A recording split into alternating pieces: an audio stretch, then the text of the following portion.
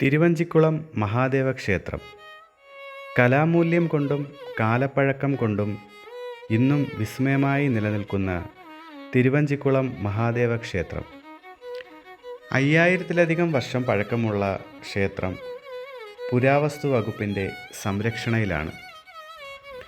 ചേരമൻ പെരുമാളും സുന്ദരമൂർത്തി നയനാരും പ്രധാന ഭക്തരായിരുന്ന പെരിയ പുരാണത്തിലെ 276 തിരുവാസകങ്ങളിൽ പരാമർശിക്കപ്പെടുന്ന കേരളത്തിലെ പ്രധാന ക്ഷേത്രം കൂടിയാണ് തിരുവഞ്ചിക്കുളം.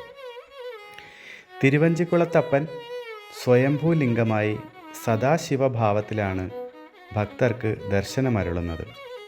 കൂടാതെ വിഘ്നേശ്വരൻ, സപ്തമാതാക്കൾ, ഗോപുരം തേവർ, ദക്ഷിണാമൂർത്തി, പശുപതി, നടക്കൽ ശിവൻ, സന്ധ്യാവേള ശിവൻ, പള്ളിയറ ശിവൻ, ഉണ്ണിത്തേവർ, കൊന്നയ്ക്കൽ തേവർ, ഏറ്റവുമധികം ഉപദേവതകൾ ഉള്ള മഹാക്ഷേത്രവുമാണ് തിരുവഞ്ചിക്കുളം.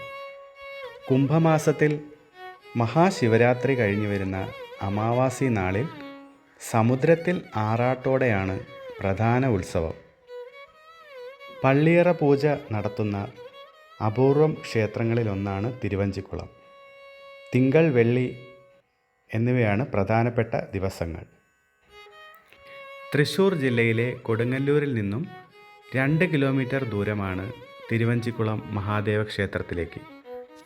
സമീപത്ത് തന്നെ 10000-ലധികം വർഷം പഴക്കമുള്ള ശൃംഗപുരം മഹാദേവ ക്ഷേത്രവും കൊടുങ്ങല്ലൂർ ഭഗവതി ക്ഷേത്രവും സ്ഥിതി ചെയ്യുന്നു.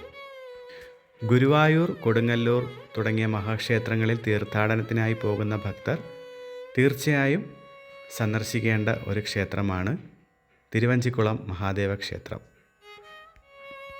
തിരുവഞ്ചിക്കുളം ക്ഷേത്ര ചരിത്രത്തെപ്പറ്റി കൂടുതൽ അറിയുന്നവർ താഴെ കമൻറ്റ് ചെയ്യുക. ഈ വീഡിയോ ഇഷ്ടമായാൽ എല്ലാവരും ഷെയർ ചെയ്യുക.